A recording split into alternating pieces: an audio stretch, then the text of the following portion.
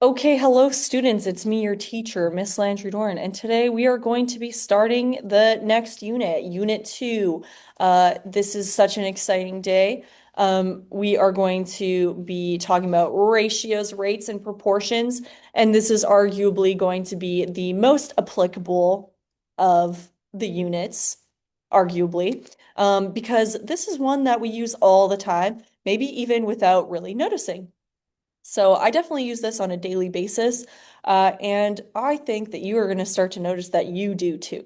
So today is going to be November 4th for day one, or it's the day two, in which case it is November 5th. So write the appropriate date on your paper. So today we're going to learn how to write ratios and then proportions, which are a type of ratio. So let's get started today with our math. Woohoo. Okay, so rates and ratios are different ways of comparing two or more quantities. So sometimes they are in the same units. So for example, if you were comparing cups of flour to cups of sugar, technically they're both in cups. It can be the same units or it could be different. For example, miles per hour. Miles is a distance and hour is a unit of time. So it's possible that they're in different units as well.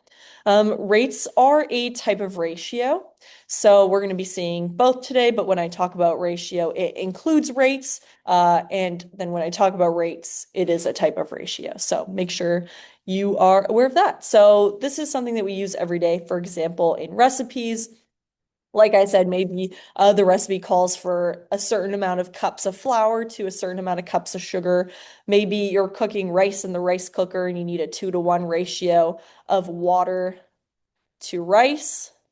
So you want to make sure for every 2 cups of water, you got 1 cup of rice. That's usually what you would put in your rice cooker. Or maybe you're cooking rice on the pot, in which case that's so impressive. Um, I want to learn how to do that. Another example of a ratio that is also a rate would be speed. So if you are in any sort of moving vehicle or maybe you're running really fast, you would use this type of rate to describe kind of how fast you're going. So this could be in kilometers an hour, it could be miles per hour if you're American. So an example would be if you're traveling in a car, 80 kilometers an hour. So if you were given, for example, 120 kilometers, and that's how much distance you traveled, and it took you 2 hours to get there, you could simplify this and you could figure out, how fast you were going in kilometers per hour. Another place that we would see a rate or ratio would be rate of pay, which I look at all the time because I love to know how much money I'm making. And so I like to take a look at that. So dollars per hour would also be a comparison of rate. So maybe you would have it set up like this, $18 per hour you would get paid as a rate. So you would have to calculate that based off of the number of hours that you worked. Can you think of some other examples where we would compare two different quantities? Hmm. Pause this video and discuss with your peers. And then when you're ready, in 3 to 5 minutes, come back and press play on the video to hear some solutions. Okay, I assume that you pressed play on the video because you had some time to discuss. And now we are going to list some examples. So, one that I immediately thought of is when I go to the deli, which is oftentimes I would want to know how much I need to pay per pound of ham, for example. So, we would do cost per pound, or maybe I'm buying a ton of chocolate at the bulk barn. And so I would want to know my cost per pound here. Another example would be revs per minute. I assume none of you drive, but if you ever did when you legally weren't supposed to, then it would be something that maybe you knew about is revs per minute. So we know that it's uh, a rate or ratio when we have per in there. We're comparing two quantities, revs per minute.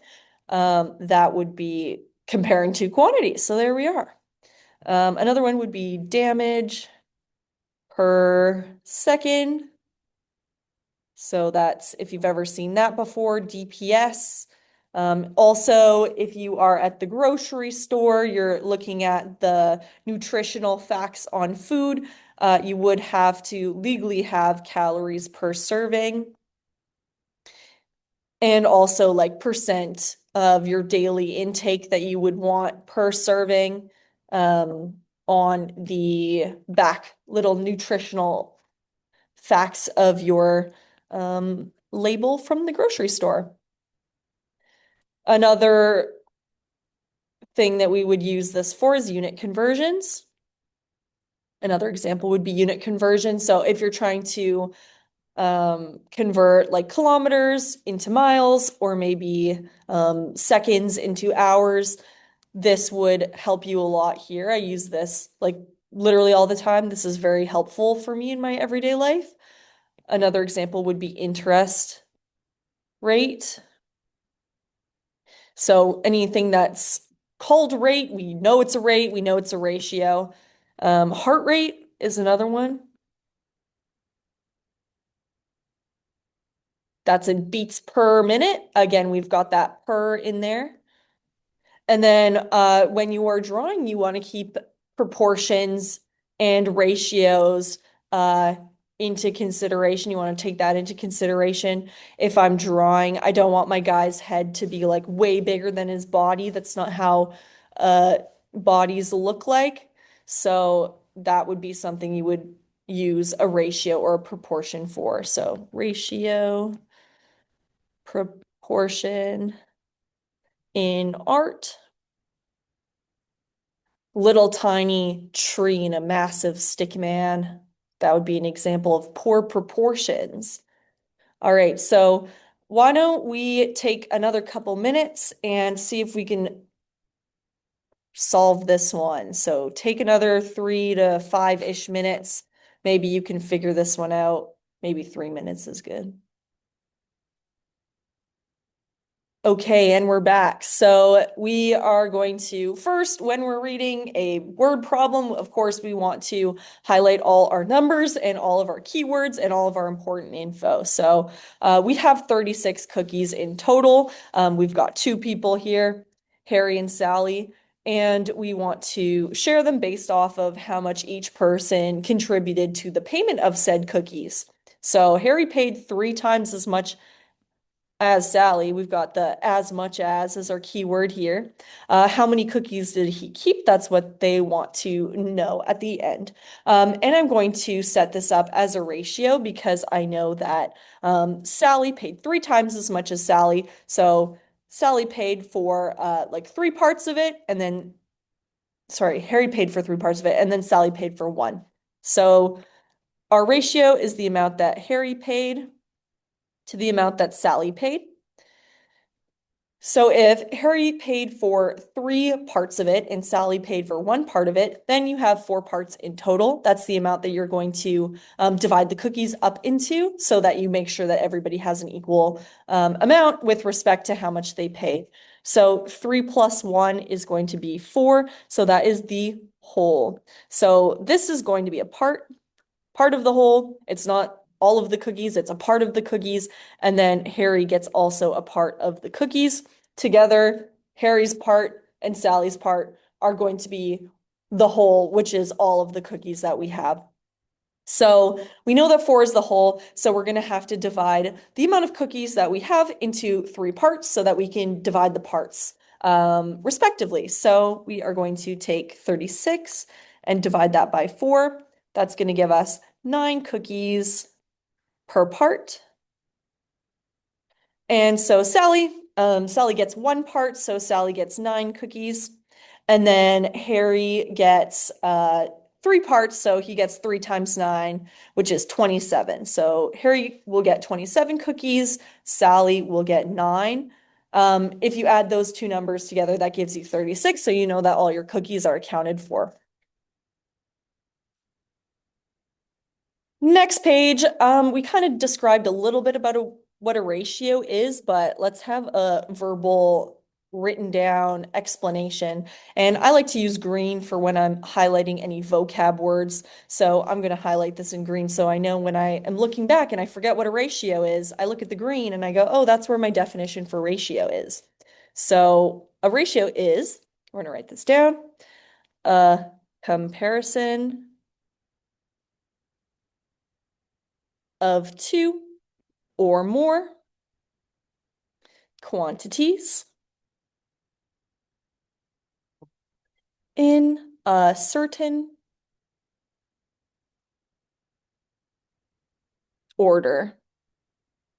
In a certain order, that is going to be important later, but a ratio is comparing two or more quantities. So for example, if we have twice as many oranges as apples, this is going to be a ratio of 2 to 1, where 2 is the amount of oranges,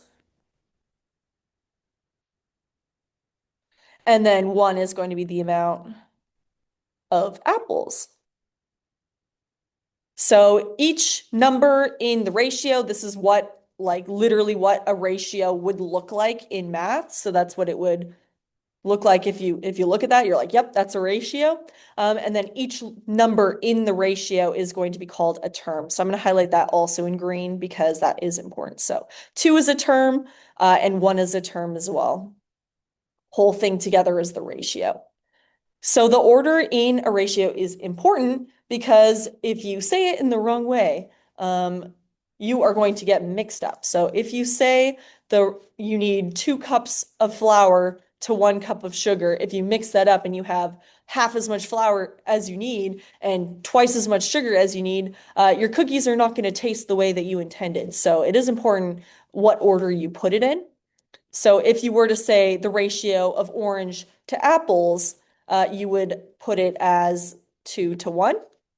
And if you were to say the ratio of apples to orange, you would say 1 to 2. I'm going to turn the lights on 1 second.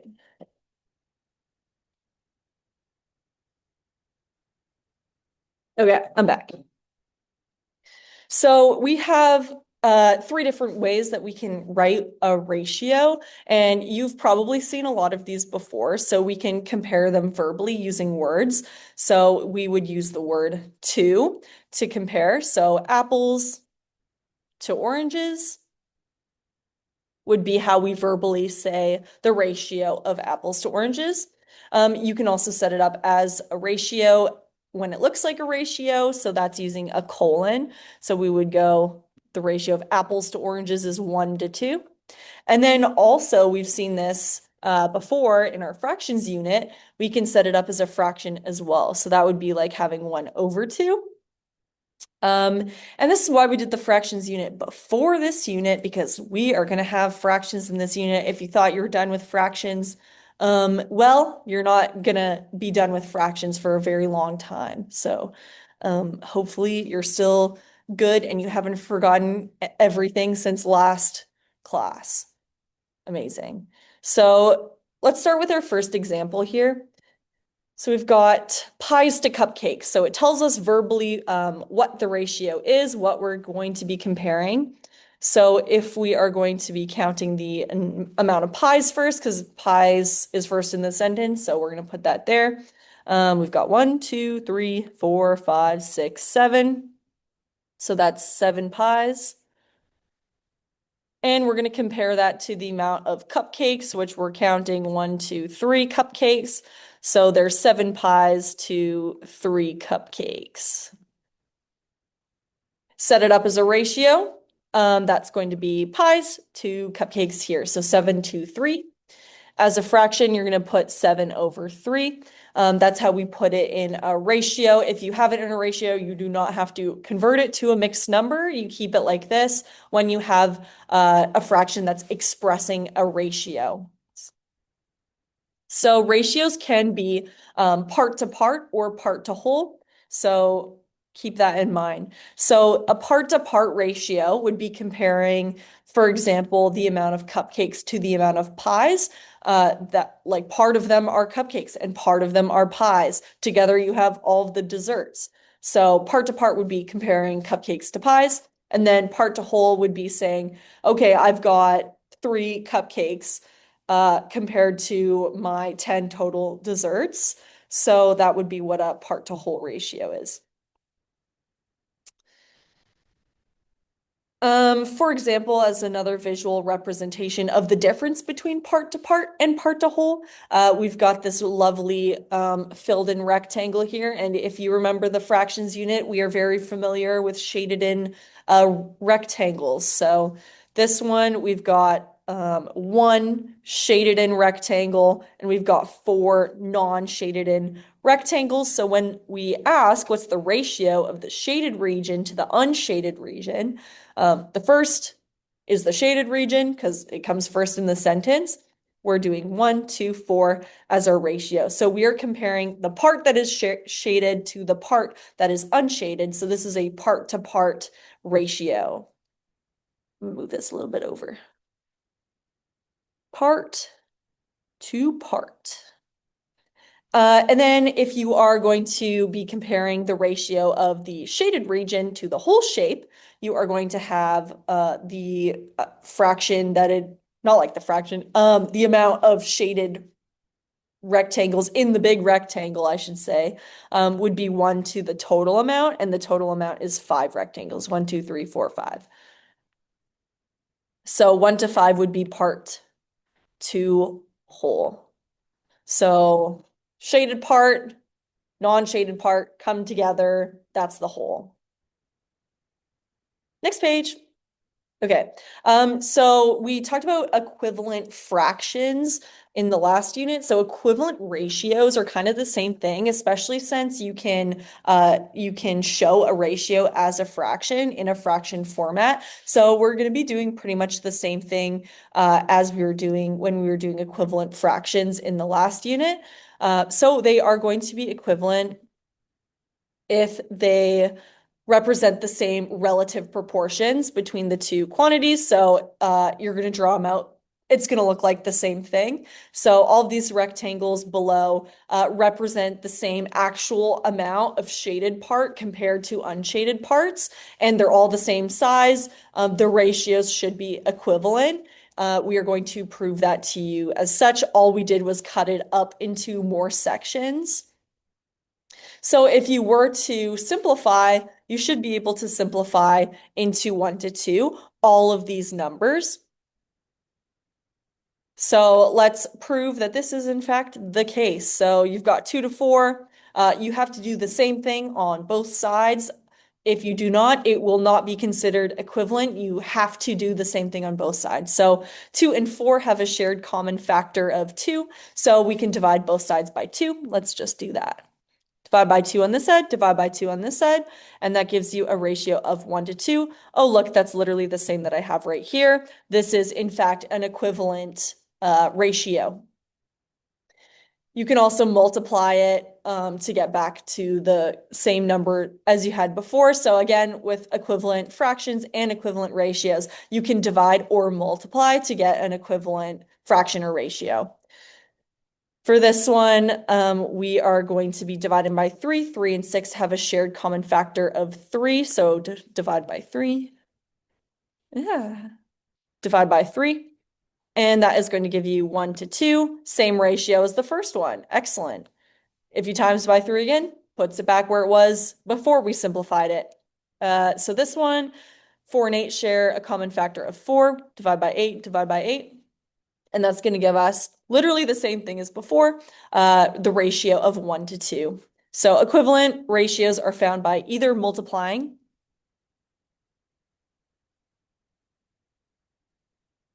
or dividing all terms in the ratio by the same number.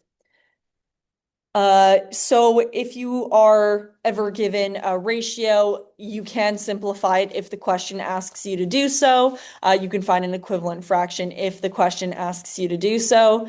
If you have a decimal, we don't like decimals. Decimals are hard to work with. We're trying to get rid of the decimals. So you're going to have to like simplify by multiplying if you have a decimal. So it's not simplifying by dividing, it's simplifying by multiplying. We want to get rid of the decimals. Decimals are less than one. The only way to get rid of them is to make them a whole number. So we have to multiply, make the number bigger.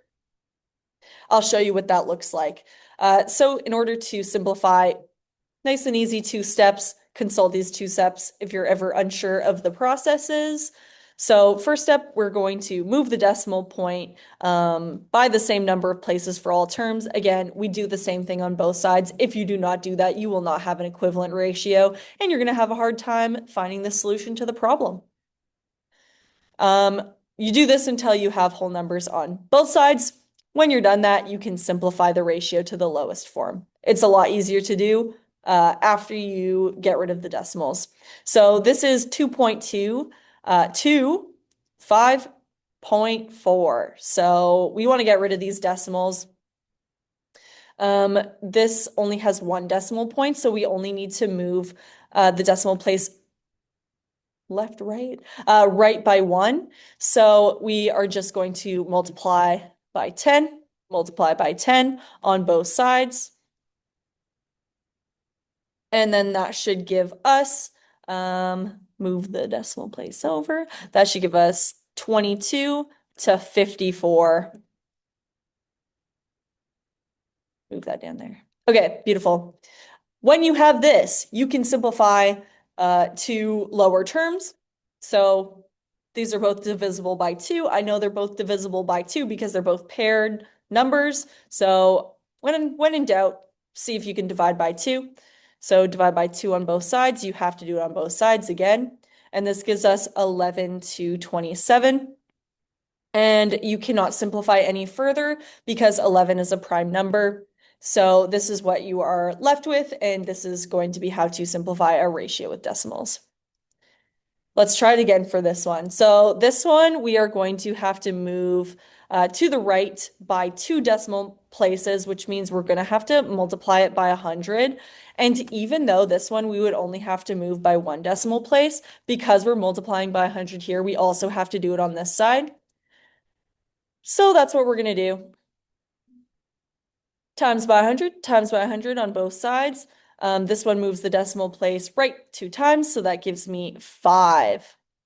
Remember, you can get rid of the zeros at the front once you multiply by 100. And then for this one, 1, 2, you're going to have an extra 0 there. So this is going to be 120. If you forget about this multiplying and dividing by 100, that was in our grade 7 review. So you can review multiplying and dividing by 100, 1,000, and 10 in your grade 7 review if you're forgetful of this thing. So once I have this in whole numbers, I can further simplify. 5 and 120 have a shared factor of 5. I know this because 120 ends in either a 0 or a 5, so I can divide both sides by 5. And this is going to give me, divided by 5 is 1, divided by 5 is 24. And I cannot simplify any further because 1 is a prime number. Did you get all that down? Am I going too fast? I wouldn't be able to tell because I can't hear you. Okay, good joke. Moving on. So when we talk about proportions, we are talking about an equation in which we have 2 ratios. You need 2 ratios and they need to be equivalent or equal. So they kind of look like when we had equivalent fractions, they're set up in this type of way. Let A, B, C, and D be any number. So they look like a format that's like this is what I mean. We're going to also highlight this in green because this is an important definition. 2 ratios that are equal to each other. We might be asked to determine whether a proportion is true or not.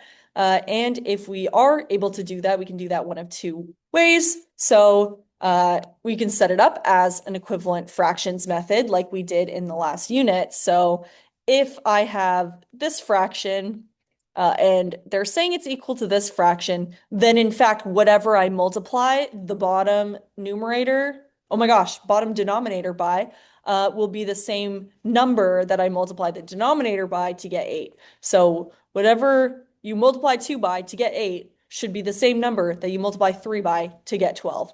So 2 times what is 8? 2 times 4 is 8. And 3 times what is 12? 3 times 4 is 12. And this is the same number, therefore, it is true.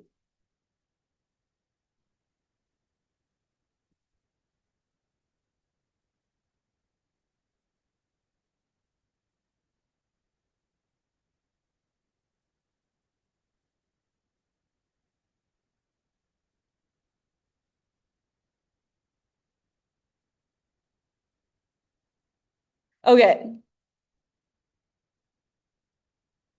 Another way to do it is the cross multiplication method. And what this means is that whatever diagonally this times this equals should be whatever diagonally this times this equals. So we can set up and see if that's true. So is it in fact true that 2 times 12 is equal to 3 times 8? 2 times 12 is 24. 3 times 8 is 24. This is in fact factual, so we know that this is an equivalent fraction. Let's take a look at this one and see if it will do the same thing. So we'll set up our equivalent fractions method. So whatever 5 times something is to what is 5 times, I got thrown off by the light. 5 times what equals 30? This is going to be 5 times 6 equals 30. And then on the top, 4 times what equals 20? 4 times 5 equals 20. This is not the same answer, so I know that this is not an equivalent fraction. Let's take a look at the cross multiplication method as well. So again, I'm comparing my diagonals. Whatever my diagonals are multiplied by each other should be equal to the other side of the diagonal multiplied by each other. So this should be that 4 times 30 is equal to 5 times 20. And 4 times 30 is equal to 120. And 5 times 20 is 100. So this is not equivalent. So this is not an equivalent. It's not equivalent ratio. Wrong. Okay.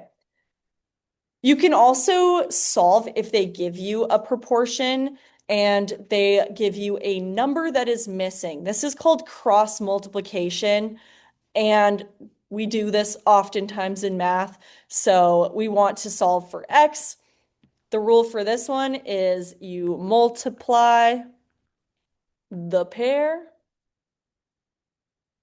divide by the spare. So that means you pick the two numbers that you have that are diagonal from each other. It has to be diagonal. It cannot be horizontal. It cannot be vertical. It has to be diagonal. So you can either pick that way or this way, but we're not picking that way because we don't have both of the numbers. We're missing the x.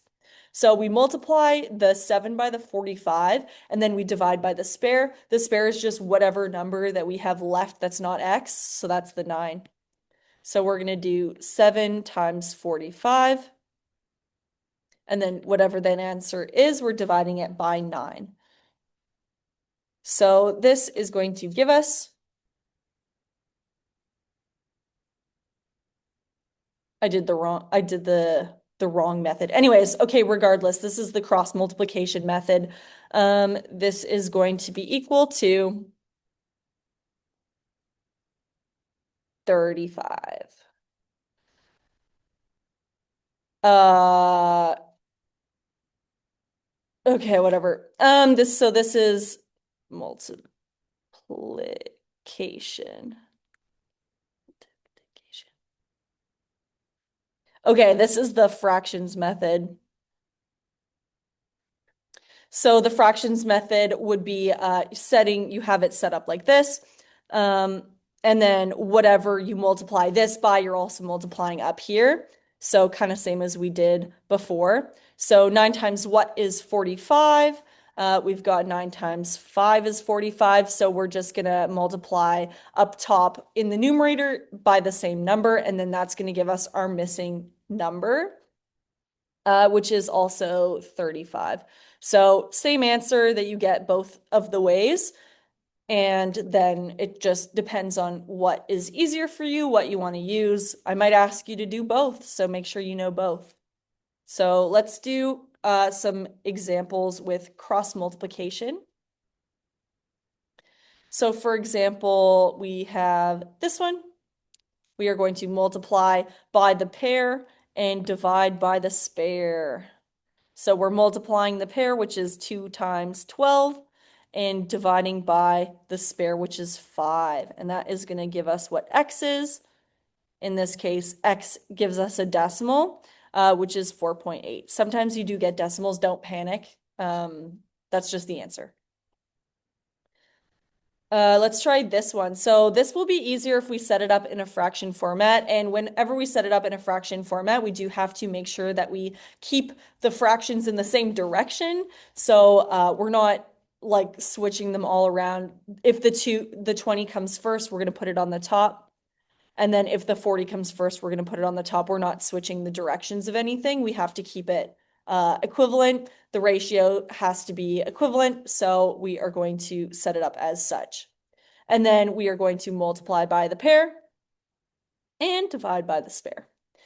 So we are going to do 40 times 15 divided by 20, and that's going to give me my missing number y.